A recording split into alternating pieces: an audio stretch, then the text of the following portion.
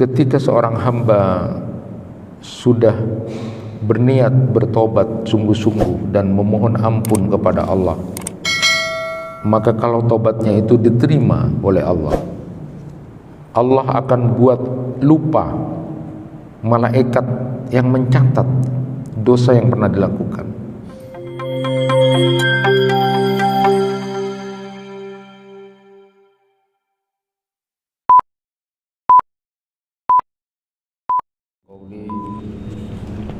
Amma ba'du, jamaah kuliah subuh yang dirahmati Allah, Amr bin Qais, seorang tabi'in di Damaskus,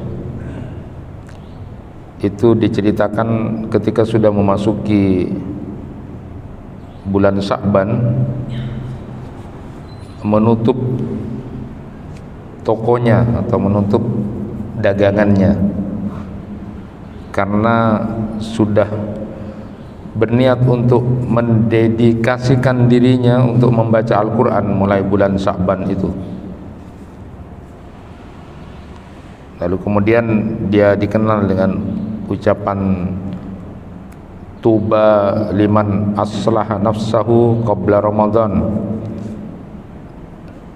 Sungguh berbahagia, beruntung orang-orang yang sudah memperbaiki dirinya sebelum bulan Ramadan.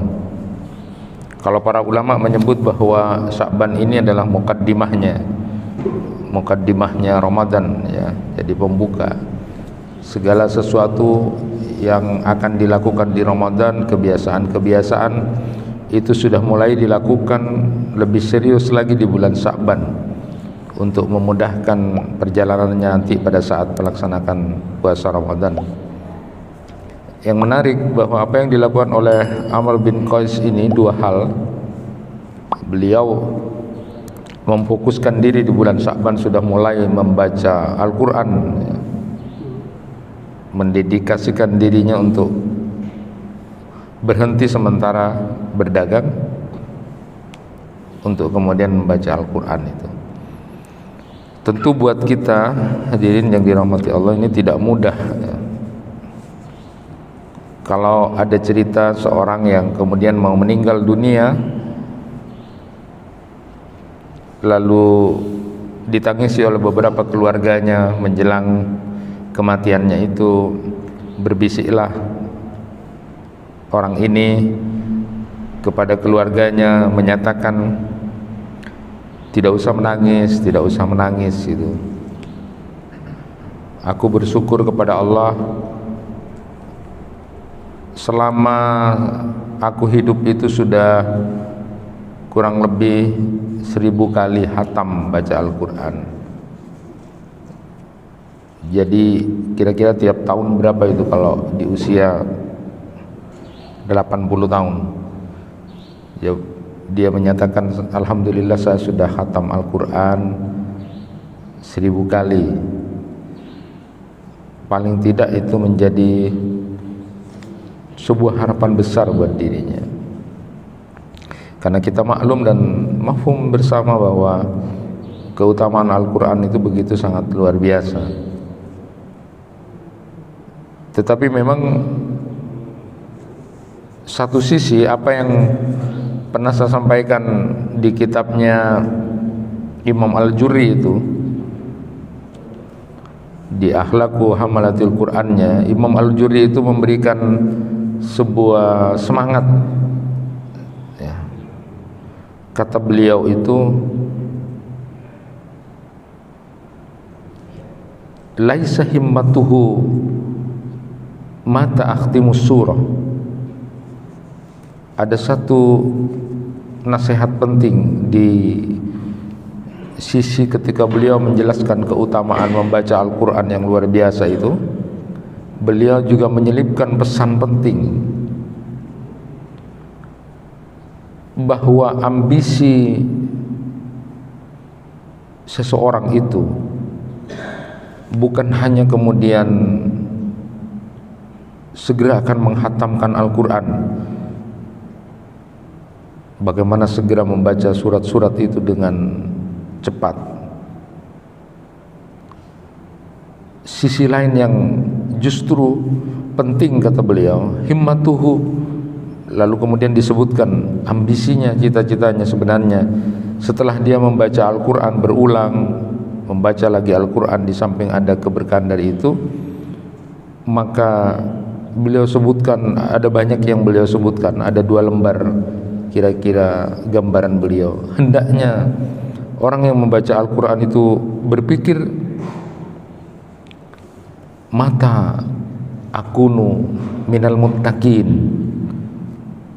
kapan saya bisa menjadi orang bertakwa seperti ayat-ayat yang sudah aku baca.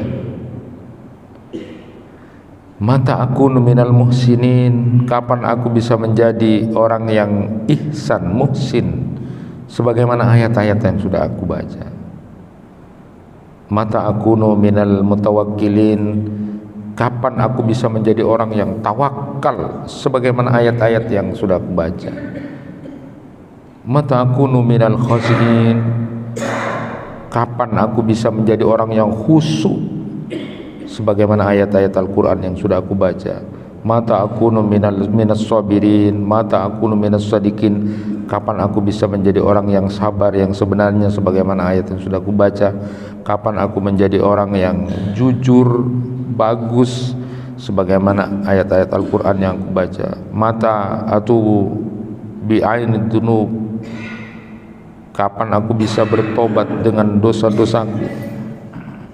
Mata ahfadu lisani, mata aguddu tarfi, mata astahi minallahi azza wa jalla haqqal haya, mata astagilu bi'aini, mata uhibbu ma'ahabba, mata abgadu ma'abgadu, banyak sekali yang kapan aku bisa bertobat, kapan aku bisa menjaga lisanku, kapan aku bisa menjaga pandanganku, kapan aku bisa malu sebenar-benarnya malu di hadapan Allah, kapan aku bisa sibuk dengan aibku sendiri tanpa harus membicarakan aib orang lain, kapan aku mencintai sesuatu karena Allah, kapan aku membenci sesuatu karena Allah sebagaimana ayat-ayat yang sudah aku baca itu. Harusnya punya pengaruh besar. Ini ambisinya orang-orang yang kemudian sambil membaca Al-Quran itu harusnya punya pengaruh besar. Kenapa? Karena di dalam Al-Quran disebutkan, lau anzalna hadzal Qur'an ala jabalin la ra'aitahu khashi'an mutasaddian min khasyatillah. Seandainya Al-Quran itu turun ke gunung, diturunkan pada gunung, maka gunung itu akan tunduk dan pecah karena takutnya pada Allah. Kalau ayat-ayat yang sudah kita baca itu sesungguhnya sudah harus meluluhkan hati itu untuk berpikir tentang cita-cita atau ambisi tadi itu. Tapi kadang-kadang hati yang lembut itu bisa jauh lebih keras dari besi. Manusia itu hatinya lembut tapi keras kalau sudah tidak mau, keras jauh lebih. Jadi kalau gunung saja bisa pecah dengan bacaan-bacaan Al-Quran itu, padahal kita berulang-ulang kadang juga baca, ternyata hati kita kadang-kadang menjadi jauh lebih keras dari besi. Disitulah letaknya kemudian satu sisi kita berusaha untuk membaca Al-Quran sebanyak-banyaknya dan keberkahannya, keutamaannya, bahkan nanti di surga Allah itu orang akan berbeda derajatnya, digantungkan juga dengan bacaan Al-Quran selama di dunia ini. Itulah keuntungan membaca Al-Quran. Di sisi lain tadi itu, kalau ada juga seorang tabi'in yang hidup di zamannya Umar bin Khattab gitu, Ahnab bin Qais itu pernah kemudian memotret dirinya. Dia ingin tahu sebenarnya saya ini gimana sih? Bukankah Al-Quran itu sebagai cermin, sebagai petunjuk? Lalu dia kemudian berpikir, bukankah Quran itu petunjuk? Coba aku ini gimana itu? Maka lalu dibukalah Al-Quran itu, karena dia ingin bercermin saya sebenarnya gimana. Jadi kalau orang sekarang mengukur berapa asam uratnya untuk kesehatan itu diukur, dia mengukur saya ini gimana sih, ketakwaan saya yang setiap Jumat diingatkan khatib untuk menjadi orang bertakwa itu. Dia buka Al-Quran, lalu dibuka sampai di surat yang dia baca untuk mengukur dirinya. Quran surat Az-Zariyat ayat 51 ayat 17 sampai 18 itu yang kemudian terbuka dan dia baca. Bicara tentang orang bertakwa. Kanu qalilan minal laili ma yahja'un wa bil ashari hum yastaghfirun. Orang bertakwa itu salah satu tandanya disebutkan dari Quran yang dia buka itu, sedikit sekali tidurnya di waktu malam, dan di waktu sahar itu, jadi sebelum fajar, mereka selalu banyak beristighfar kepada Allah. Lalu Ahnaf bin Qais ini meneteskan air mata dan berkata, wahai Allah, sungguh saya masih belum termasuk orang yang seperti ini. Aku masih banyak nyaman dan nikmat tidurku di malam hari dan tidak banyak beristighfar. Ampuni aku ya Allah. Kedua kali juga buka Al-Quran, tertuju ke surat Al-Baqarah, Ali Imran ayat 134. Alladzina yunfikuna fis sarra'i wad dharra'i wal kadhimina al ghaidha wal 'afina 'anil nas wallahu yuhibbul muhsinin. Orang bertakwa itu suka berinfak di waktu lapang maupun sempit. Mereka suka menahan marah, suka memaafkan orang lain, dan menyukai perbuatan-perbuatan baik, ya. Sebagaimana Allah menyukai orang-orang yang berbuat baik ini. Lalu kembali Ahnaf bin Qais itu meneteskan air mata, Tuhan, aku masih belum termasuk orang yang bertakwa. Aku masih berinfak ketika dalam kondisi lapang, kalau sempit itu mikir-mikir. Aku suka marah-marah, susah untuk memaafkan orang lain itu. Dia meneteskan lagi air mata, belum sadar, suka marah dan sulit memaafkan. Lalu buka lagi Al-Quran, baca ke surat Al-Hasr ayat 9 untuk ketiga kalinya dia. Wa yu'siruna ala anfusihim walau kana bihim khasasah wa may yukasuha nafsihi wa ulaika humul muflihun. Dan mereka itu mengutamakan orang-orang lain atas diri mereka sendiri, sekalipun mereka dalam kesusahan. Dan siapapun yang dipelihara dari kekikiran dirinya, mereka itulah orang-orang yang beruntung. Jadi sama lagi ya, Ahnaf bin Qais itu menangis lagi. Saya masih belum seperti ini. Saya masih jauh dari mengutamakan orang lain dari diriku sendiri, sekalipun dalam keadaan susah itu. Jauh, belum. Wahai Allah, sungguh saya masih belum termasuk kelompok ini. Diam beberapa saat itu Ahnaf bin Qais. Saat dia kemudian balik lagi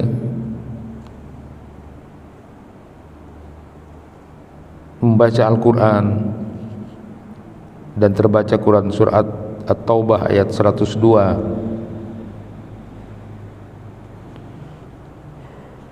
Wa akharuna i'tarafu bi dzunubihim khalatu amalan salihan wa akhara sayyi'an asallahu ay yatuba alaihim innallaha ghafurur rahim.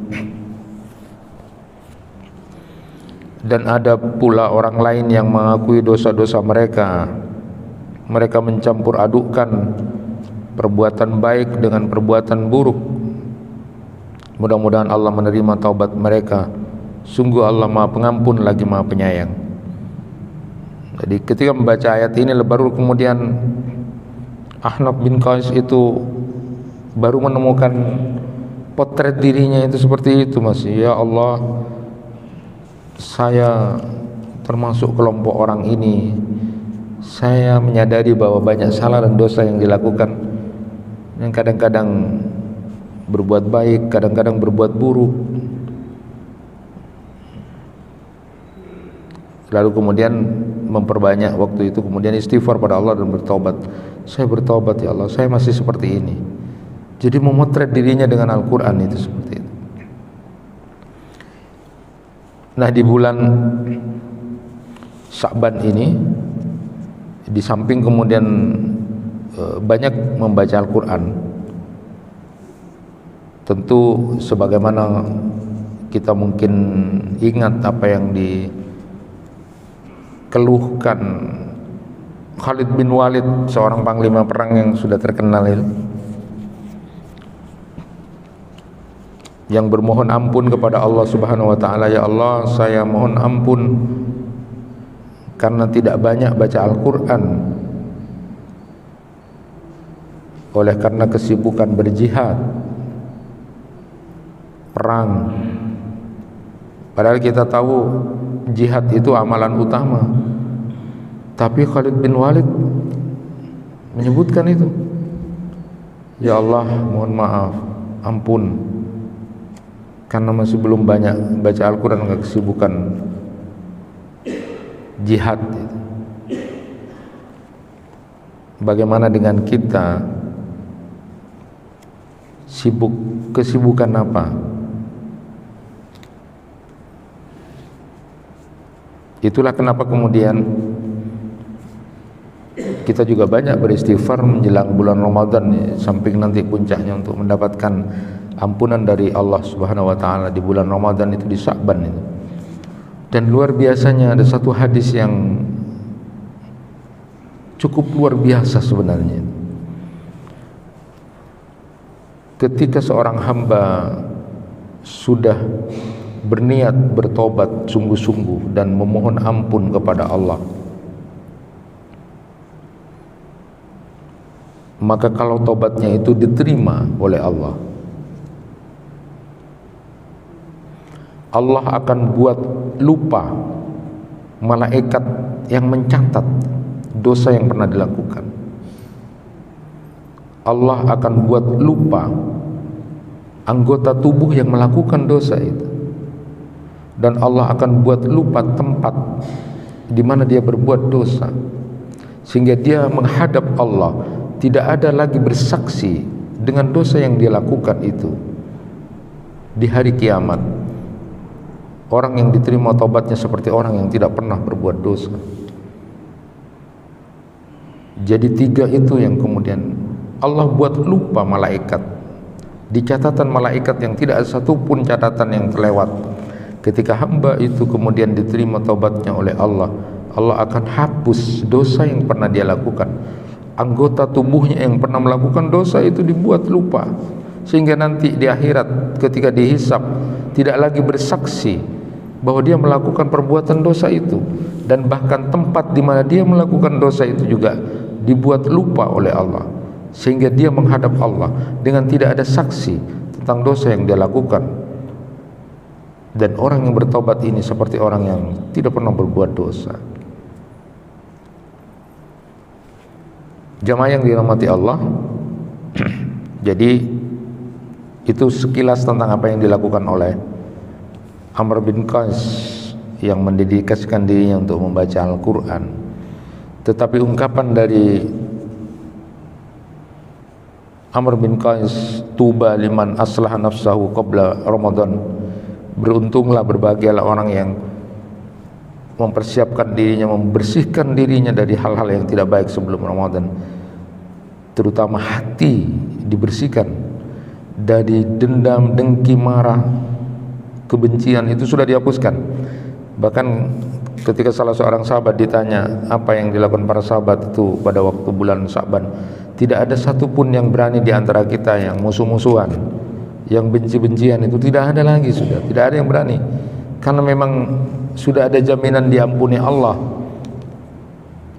di bulan Sya'ban itu bagi orang-orang yang benar-benar sungguh-sungguh selama dia tidak berbuat syirik dan bermusuh-musuhan, maka akan sangat merugi begitu.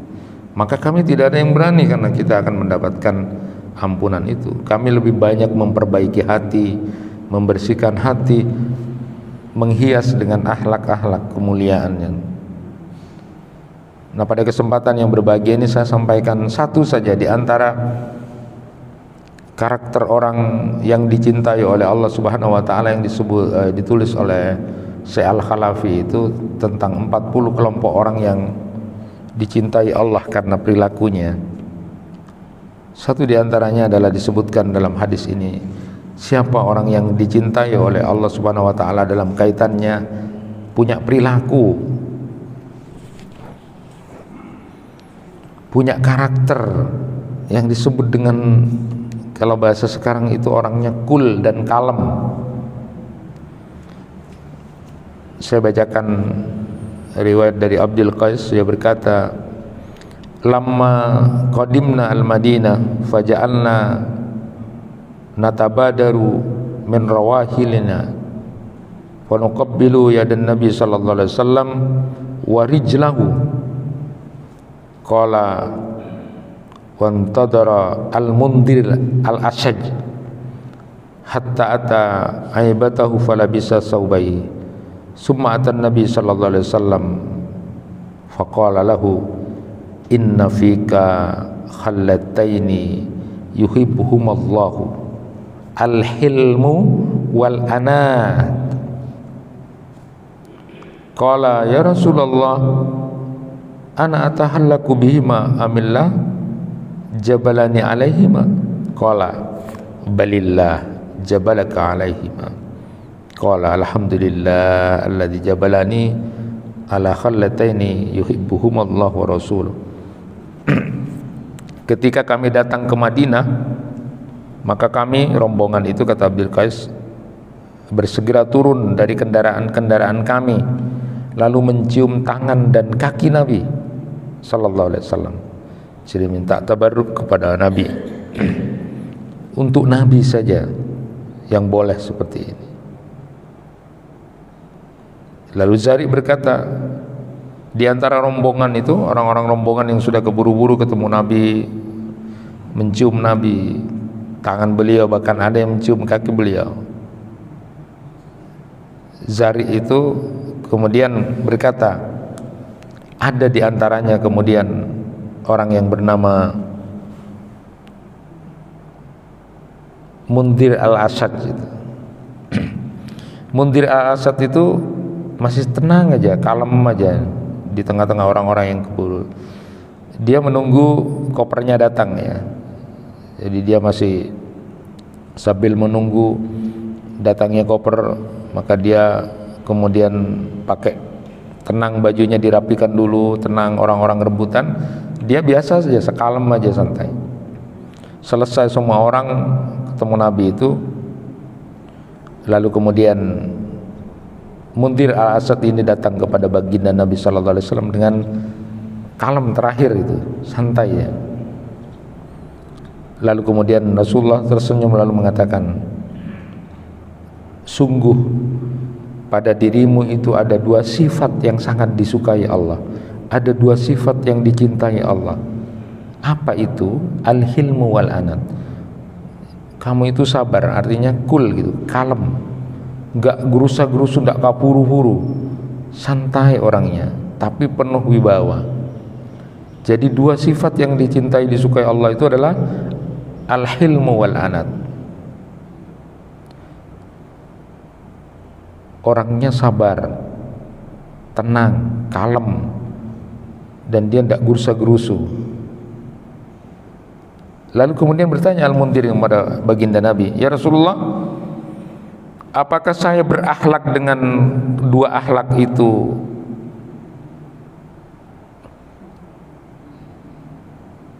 adalah akhlak yang aku sendiri yang begitu, atau itu diberi Allah? Maka Nabi sallallahu alaihi wasallam menjawab,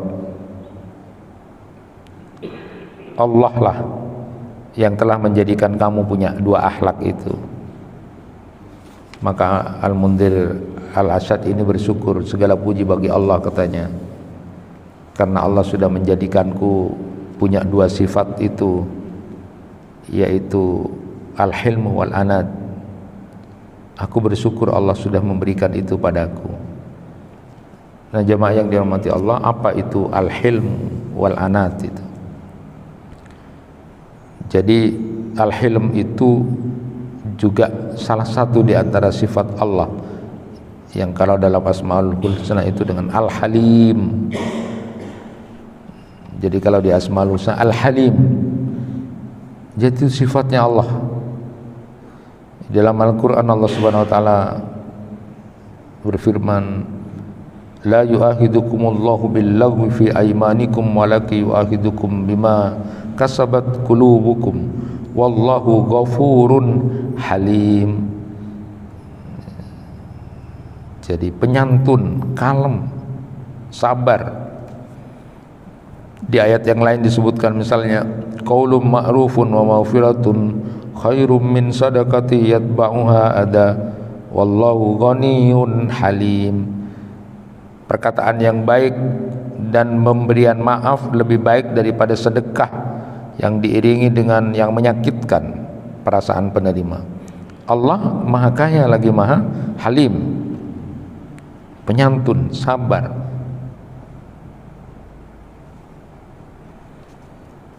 Di ayat yang lain juga disebutkan misalnya wa im min syai'in illa yusabbihu bihamdi walakin la yafqahuna nasihab tasbihahum innahu kana haliman ghafura.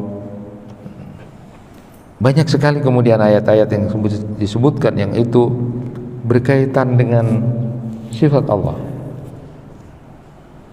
Bahkan di dalam zikiran orang yang lagi sedih atau susah pun.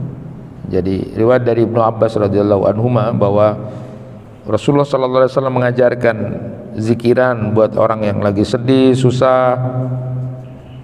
Perbanyak membaca ini yang kemudian nanti akan menghempaskan kegundah gulanaan, kesedihan dan kecemasan dirinya. Banyak membaca zikiran la ilaha illallahul azimul halim, la ilaha illallah rabbul arsil azim, la ilaha illallah rabbus samawati wa rabbul ard wa rabbul arsil karim. Jadi disebutkan la ilaha illallah al-azimul halim, la ilaha illallah rabbul arsil azim, la ilaha illallah rabbus samawati wa rabbul ardi wa rabbul arsil karim. Jadi memang melekat jadi sifatnya Allah. Jadi al-hilm itu, al-halim itu sifatnya Allah. Yang kedua, al-hilm itu juga merupakan sifat para nabi dan rasul. Misalnya disebutkan inna Ibrahima lahalimun awwahum munib. Sesungguhnya Ibrahim itu benar-benar seorang yang penyantun, sabar orangnya, suka kembali kepada Allah. Allah juga berfirman fabasyarnahu bigulamin halim. Jadi halim. Nah, al-hilmunya atau al-halimnya Allah itu yang merupakan sifat Allah, para ulama menyebutkan bahwa yang dimaksud Allah mahalim itu Allah itu mengakhirkan siksaannya terhadap orang yang akan mendapatkan siksa. Allah mengakhirkan siksa bagi sebagian orang yang akan mendapatkannya, yang kemudian boleh jadi Allah menyiksa mereka dan boleh juga Allah mengampuni mereka. Inilah halimnya Allah. Jadi Allah itu mengakhirkan siksanya, mengakhirkan azabnya, masih diberi kesempatan. Luar biasanya Allah kepada umatnya Nabi Muhammad ini, diberi kesempatan. Allah mengakhirkan, itu halimnya Allah. Jadi tidak gerusa-gerusu, bahasanya tidak langsung-langsung.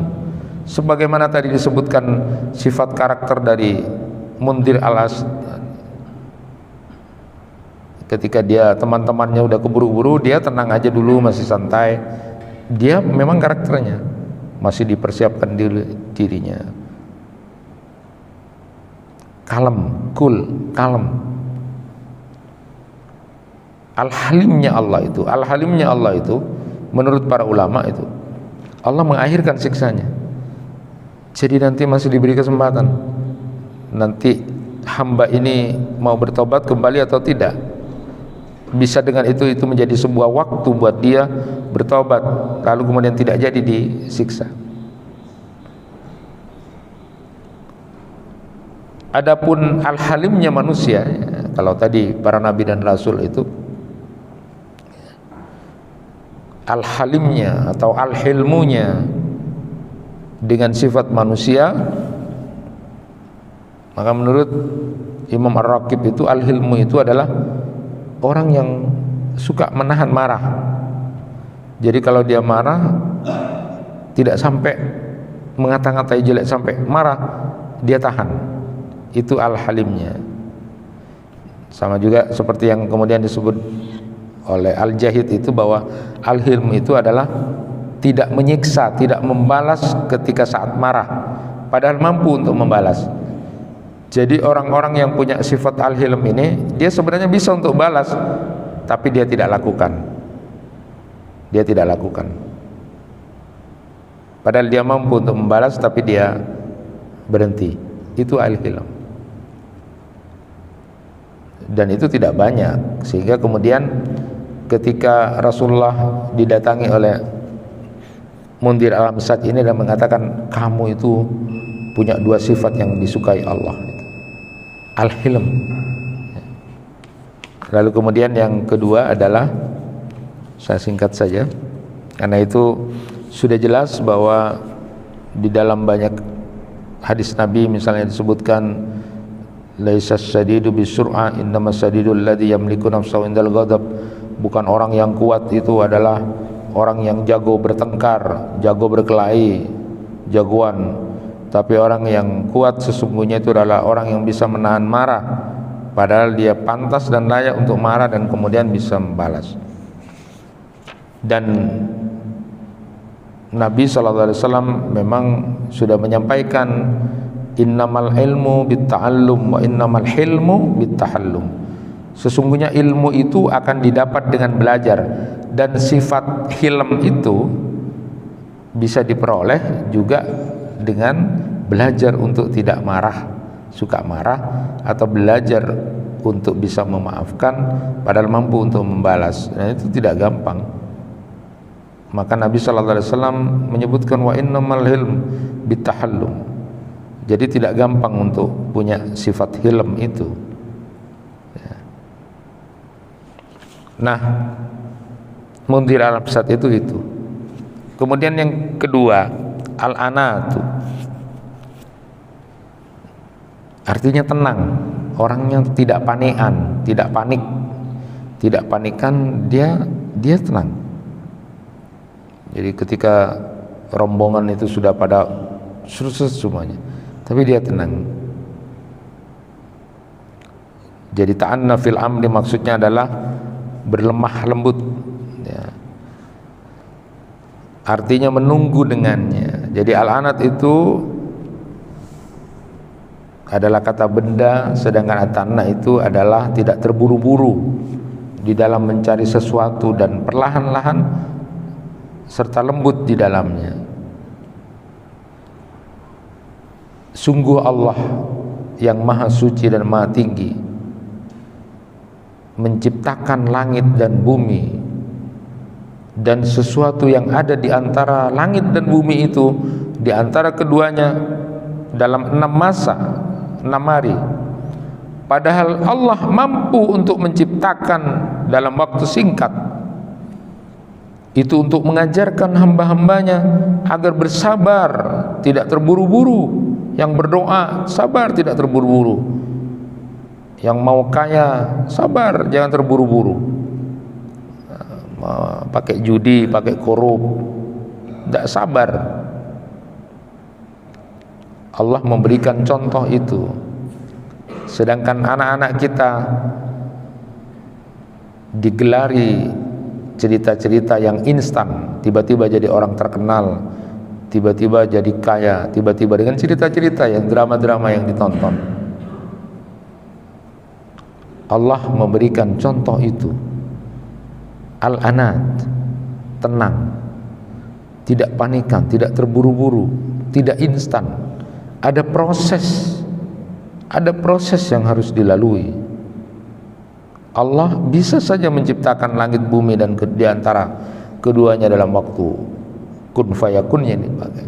Tapi Allah pakai itu dalam 6 masa.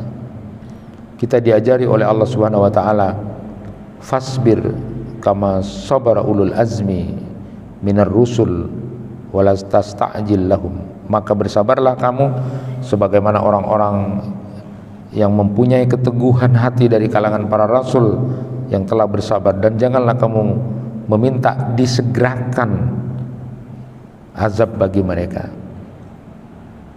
Allah Subhanahu wa taala juga berfirman, fala ta'jal alaihim innama na'uddu lahum adda.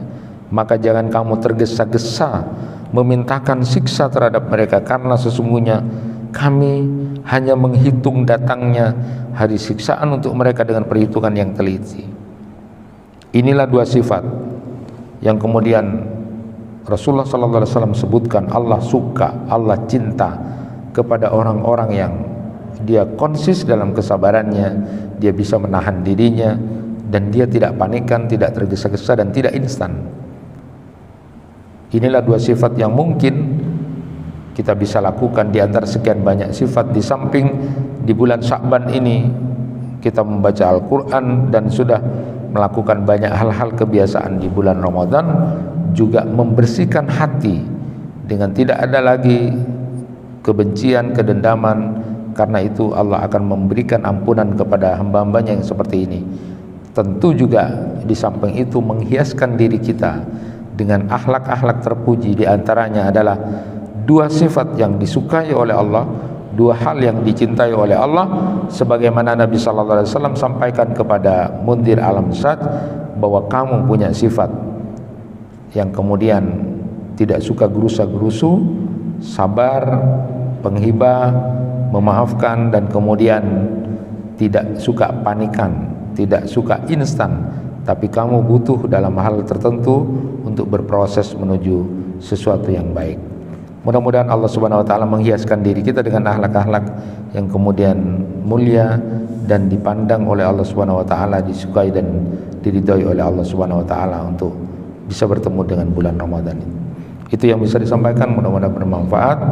Subhanakallahumma wa bihamdika asyhadu an la ilaha illa anta astaghfiruka wa atubu ilaik. Wal 'afwu minkum. Wassalamualaikum warahmatullahi wabarakatuh.